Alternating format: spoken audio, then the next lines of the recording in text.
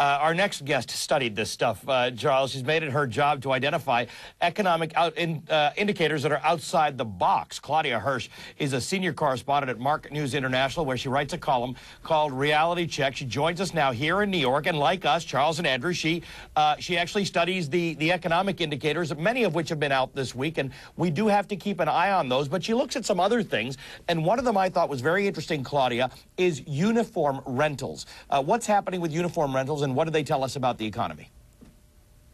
Well, uniform rental companies are telling me that business is up and corporate spending is higher.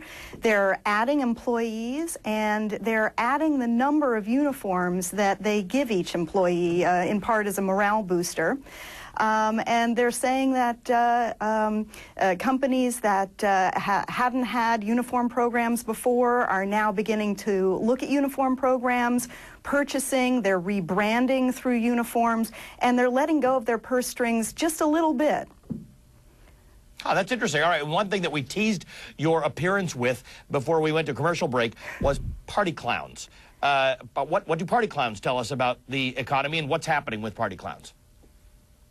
Well, what I'm hearing from party planners who supply the party clowns and the Rapunzels and the Cinderellas to children's parties is that there are more characters being booked for longer periods of time for larger children's parties. The goodie bags are getting heftier and more expensive, and parents, especially on the high end of incomes, are spending a little bit more on their kids' parties. In the vast middle, I'd say that places that run party, that do organized parties for parents are telling me that spending is about steady with a year ago. On the high end, there's a little bit more spending today than a year ago. People are feeling a little bit better about their financial position, Charles, and they're lavishing it on their kids. Charles, what do you got to say about all this? This is Charles Hodgson in London. If I could just come in with a question.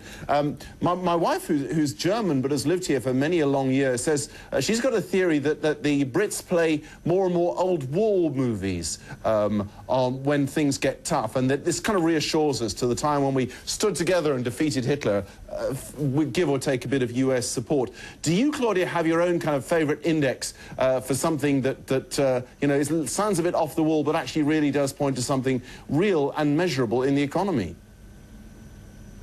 I would say restaurant usage. I think that that's a great gauge of consumer sentiment.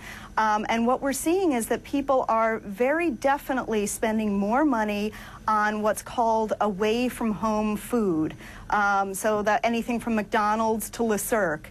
And we've definitely seen that trend in the last year, and most especially as the year came to a close for 2011. People are feeling better and eating out more.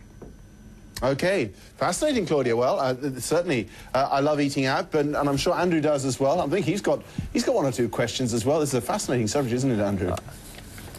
It is a fascinating subject. I looked at one of the stories online. It has some really odd ones, but just a very quick one. Like sort of, they look at golf rounds. If the number of rounds are falling, the economy is going down. That makes sense. Parking prices going down, etc., etc. But Claudia, the one I want to ask you is actually more about the research.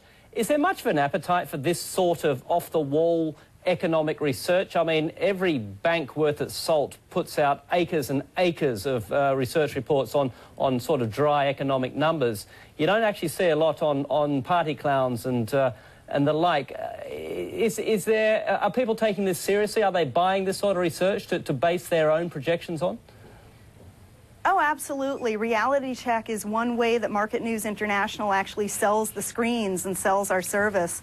I think that my column's unique in that I am polling, in essence, Main Street as opposed to Wall Street. I'm not talking to bank economists and that sort of thing.